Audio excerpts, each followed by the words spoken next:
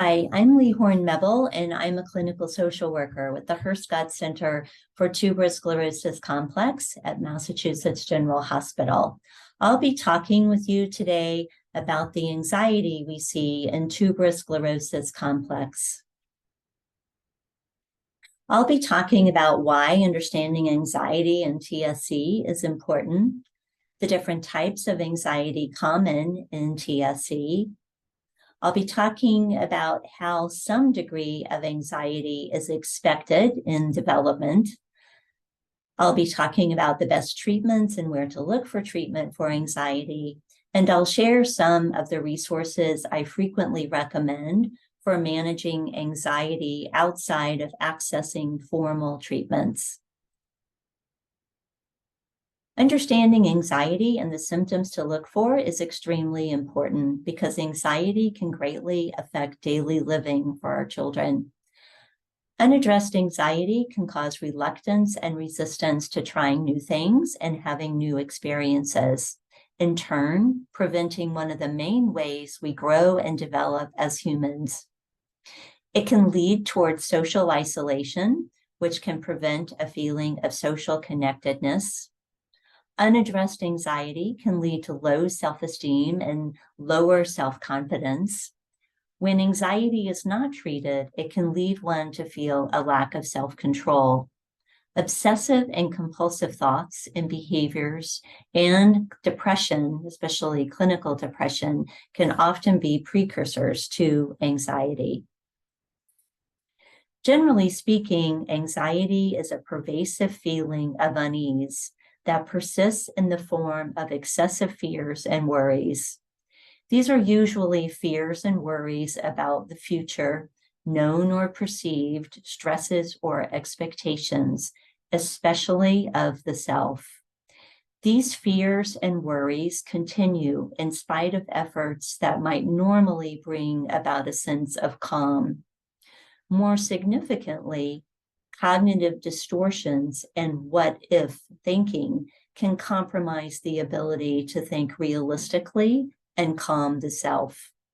Cognitive distortions include all or nothing thinking, or commonly known as black and white thinking, catastrophizing, thinking you know what other people are thinking, doing what we call what-if thinking.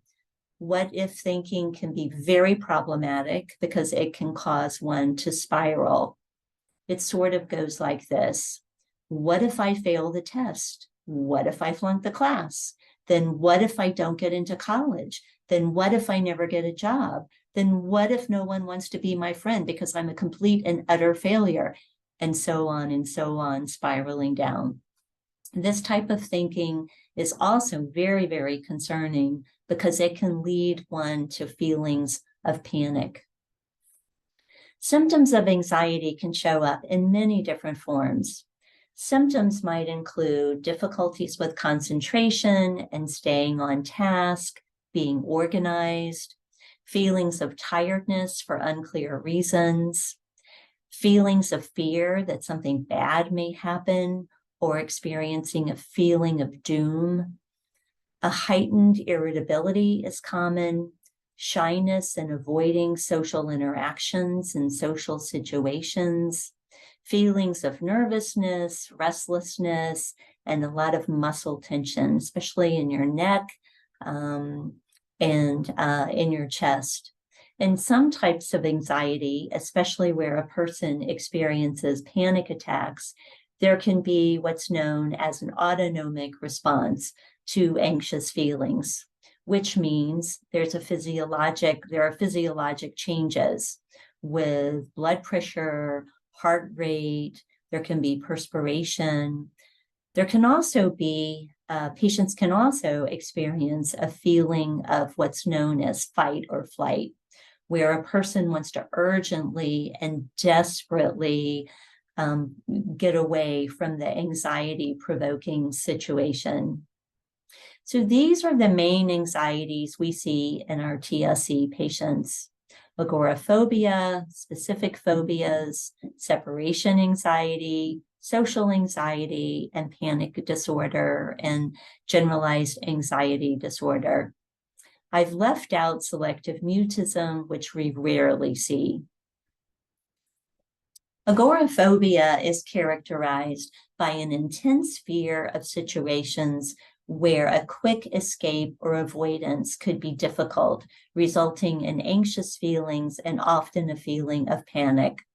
These might be crowded situations, loud places such as concerts or some restaurants, or even public transportation, particularly trains and planes, places where a person may not get off or out of easily. Social phobia is an intense fear of a particular object or situation of which a person will make great efforts to avoid. This includes fears of things like specific animals or specific places, like a hospital, or getting a shot, having labs drawn, those kinds of things. Separation anxiety is characterized by an intense worry of separation from an attachment figure, such as a parent or other primary caregiver. There's usually an intense fear that something bad may happen to themselves or their attachment figure during the separation. In separation anxiety, we see a lot of what's called somatic symptoms, such as headaches, stomach aches, that are usually relieved once the person is reunited with the attachment figure. By the way, separation anxiety is something that we often see for kids starting school in terms of not wanting to go to school because of all the things I've just described, something bad happening to them or their caregiver, and being, separated from all that represents security for them. Social anxiety is characterized by an extreme and intense fear of situations where there is possible scrutiny by others. Social anxiety is characterized by a person often having very low self-esteem. Situations where someone might experience this type of anxiety would be in public speaking, meeting new people, eating in front of others is a common one that we see, attending parties and social events, especially where they might not know other people attending. Panic disorder occurs when there are persistent waves of intense and abrupt feelings of panic or a feeling of doom. There's usually an intense fear of loss of self-control. These abrupt and intense feelings are usually accompanied by an impulse to try to restore the self to a state of calm. Feelings of intense panic, as I'm describing, usually are followed by an autonomic response with increased heart rate, shortness of breath, sudden perspiring, and much nervousness. Generalized anxiety disorder is the most common anxiety disorder in the general population and the one we see most often in our patients. With generalized anxiety disorder, there is a pervasive and excessive fear and worry about the future that is out of proportion with what is most likely to occur. These fears and worries can interfere with daily living to a great degree and with general life satisfaction. So children are likely to experience anxiety in several areas. School is an area where children can feel very anxious, understanding what is expected of them and feeling capable with academics and expectations, general expectations of from everyone. They can feel anxious about special needs if they have them, and can be particularly anxious and worried about having a seizure while at school if they continue to have seizures. The possibility of having seizures in front of their peer group can be absolutely terrifying for some children. Children have many concerns and worries, usually about how and when to tell others about their epilepsy, or if they should tell others at all. The same can be true about their diagnosis of tuberous sclerosis complex. Children are usually both excited about increasing independence, picking out their own clothes, getting themselves to bed, getting to stay up later, especially on a Saturday night, for instance, and anxious at the same time about that independence they've acquired. They can also experience anxiety about sibling relationships and getting along with family. They often share concerns over the fairness of things in relationships and can have mixed feelings about loving their siblings while also feeling anger towards them. Children can have much anxiety about meeting expectations of themselves, as well as those they perceive from their peers, from their parents and their teachers. Children can be fearful and excited about increasing social activities. They may be very excited about getting invited to a birthday party, but at the same time, very anxious about feeling included while they're there, not singled out in any way, or possibly having a seizure while at the party. Children can also feel very worried and anxious about particular things or places, such as getting shots, hospitals, sleeping away from home, or they can have fears of specific animals, especially things like dogs or spiders. Adults with TSC may feel anxious about typical things any adult might feel: school graduations, starting or leaving jobs, moving away from home, initiating new relationships, managing money. However, for some with TSC, these worries are going to be felt more intensely. Adults may feel anxious about managing relationships and understanding the nuances of communication. They may also feel much anxiety about deciding when and how to talk with others about their TSC diagnosis. Adults may feel much anxiety about ongoing health issues related to TSC, such as LAM, renal issues, skin issues, or epilepsy, if they continue to have epilepsy, or have epilepsy, I should say. Adults who have special needs, depending on the degree of their needs, may have a high degree of anxiety about their future, being away from their primary caregiver, anxious about where they will live and what they will do with their time. Helping our special needs adults develop a meaningful life is critical to our work here at the Herscott Center, and we all work together as doctors, nurses, neuropsychologists, and social workers and psychiatrists to support our patients in this regard. This may mean helping with things such as guardianship, health insurance, understanding disability, working with the school and developmental disability services to develop an individualized service plan. Younger children starting school for the first time or even in a new school year may experience anxiety around new expectations, not knowing anyone in their class, spending more time away from home. It is expected that adolescents might feel a bit of anxiety with taking on new responsibilities, such as with learning to drive, taking on an after-school job, babysitting. Adolescents often have anxiety about their looks and physical changes that normally occur during adolescence. By the same token, people in their early 20s can experience similar anxieties and can also feel more anxious about taking on new responsibilities. The difference between having a diagnosis of anxiety and experiencing typical anxiety, as described here, all comes down to a matter of degree. As we mentioned earlier, anxiety becomes a problem when it impacts daily living and when typical ways used to calm the person no longer work.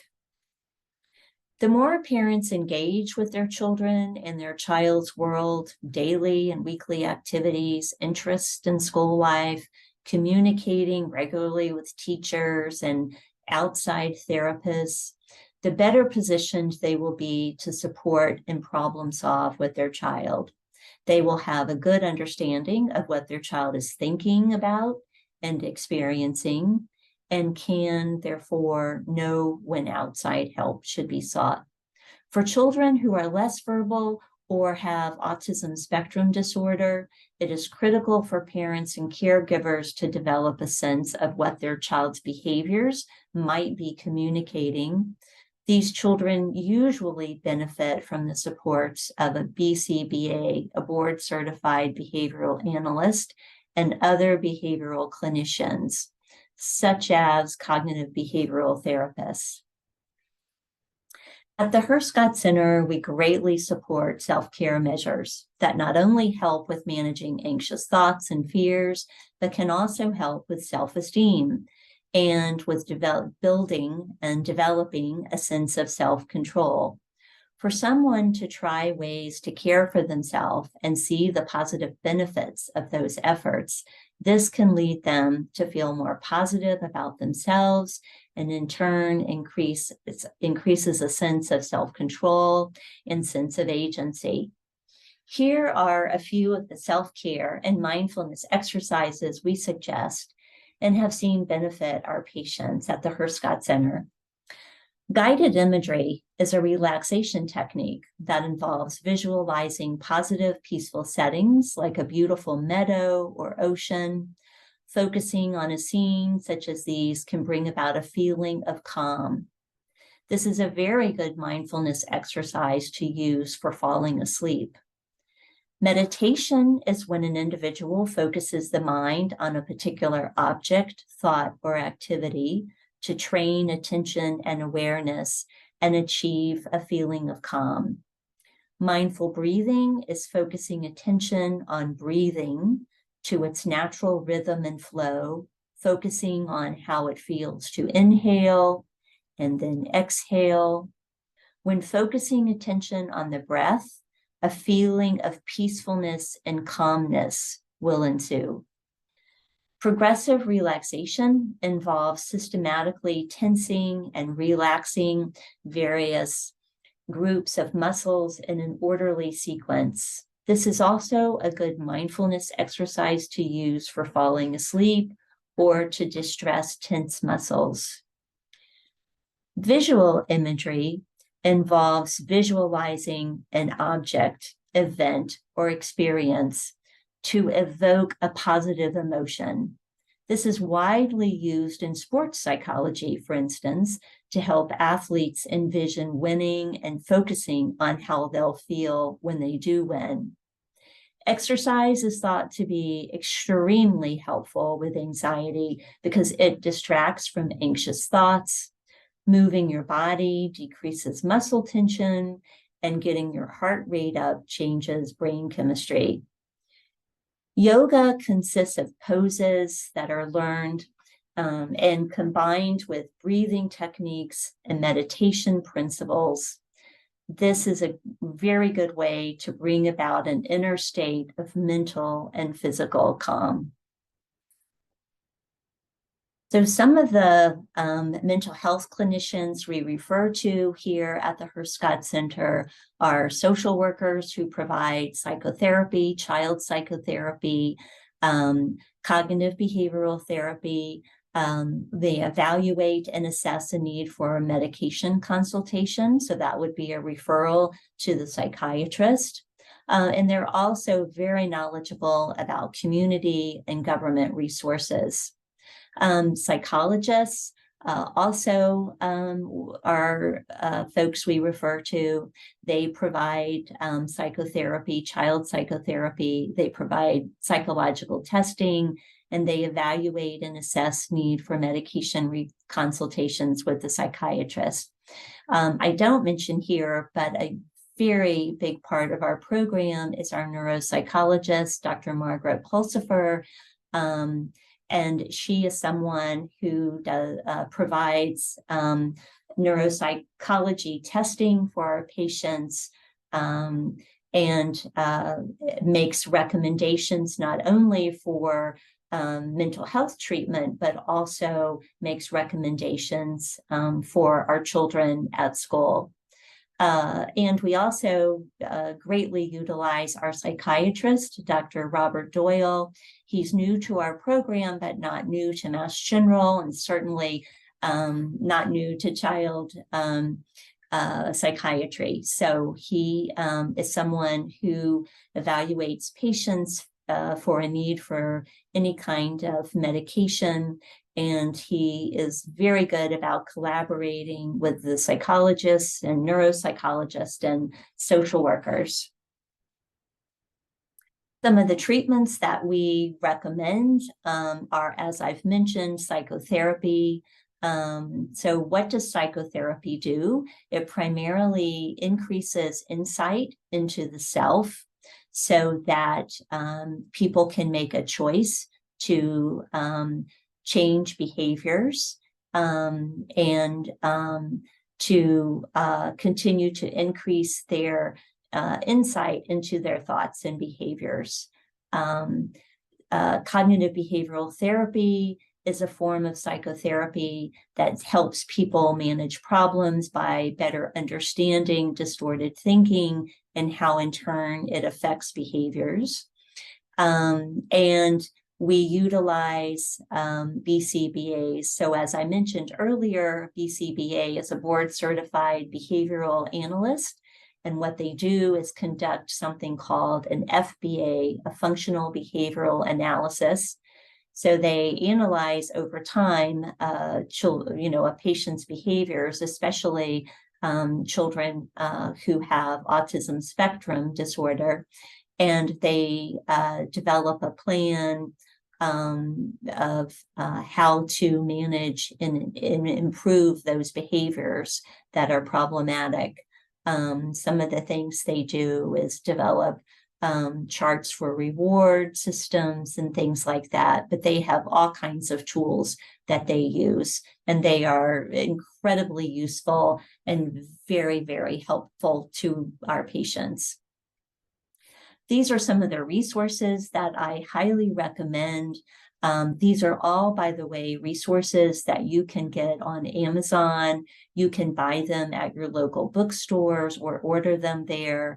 And they can be extremely helpful. I'll just point out a few. At the top, the CBT workbook for kids is great. I can't say enough about it in terms of helping to manage anxiety, but also for kids to help become better self-regulated and be able to self-regulate outside of parents helping them with that or teachers. So it's a wonderful workbook. I just can't say enough about it.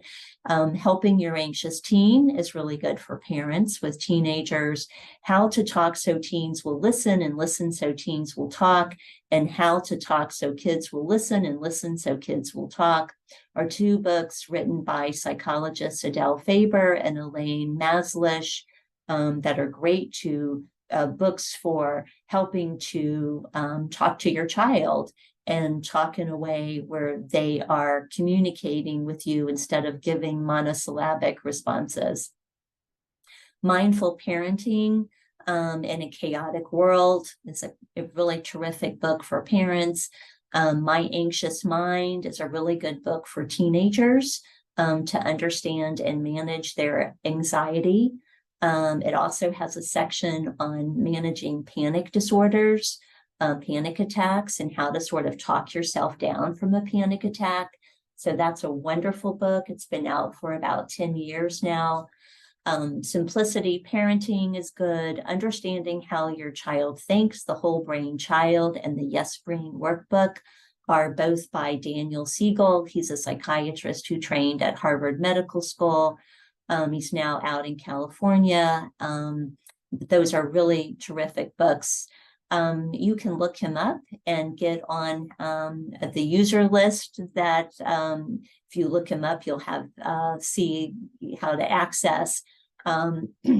And you can get on his server list for resources. And sometimes he gives free talks, hour-long talks about certain topics that can be really helpful. And I can't say enough about two of his latest books that are now out in paperback. Now Maps for Tweens, which is a guide about understanding thoughts and emotions, and Now Maps Junior, which is for younger kids, and it's short stories helping kids understand everyday challenges, which does include managing anxiety. So he wrote both of those as well. I include a couple of websites that are very, very good. The childmind.org has a library of resources of things, depression, trauma, certainly anxiety. Lives in the Balance is a website supported by Dr. Green, who wrote The Explosive Child. That's a great website to go to and get on their user list, because he provides a lot of resources for parents on an ongoing basis. And finally, the MGH Mass General Hospital Clay Center is wonderful, and I can't say enough about all the things that it provides just in terms of understanding anxiety and other mental health issues for your child. Thank you so much for your time.